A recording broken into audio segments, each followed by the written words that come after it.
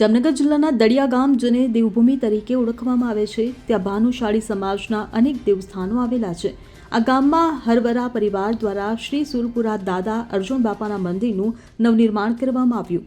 સાથે જ નવ માતાજીના ફળાનું નવનિર્માણ કરી મૂર્તિઓની પુનઃ પ્રાણ પ્રતિષ્ઠા કરવામાં આવી. આ ત્રિદિવસીય પ્રાણ પ્રતિષ્ઠા મહોત્સવ ભવ્યાતિભવ્ય રીતે ઉજવાયો.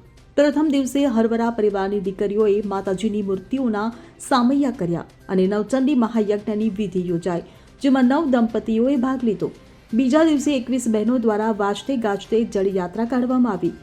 ગામ નજીકના રણજીત સાગરમાંથી જળ ભરી નિજ મંદિરમાં પધરામણી કરવામાં આવી. ત્યારબાદ મહાપ્રસાદનું આયોજન થયું અને રાત્રે સંતવાણી કાર્યક્રમ યોજાયો. ત્રીજા દિવસે માતાજીની મૂર્તિઓની ગ્રામ દર્શન માટે ભવ્ય શોભાયાત્રા કાઢવામાં આવી, જેમાં હરવરા પરિવારના ભાઈ બહેનો મોટી સંખ્યામાં જોડાયા. પ્રાણ પ્રતિષ્ઠા પશ્ચાત મહાપ્રસાદ અને સત્યનારાયણ ભગવાનની કથા યોજાઈ, જેની સાથે આ ત્રિદિવસીય કાર્યક્રમની પૂર્ણાહુતિ થઈ.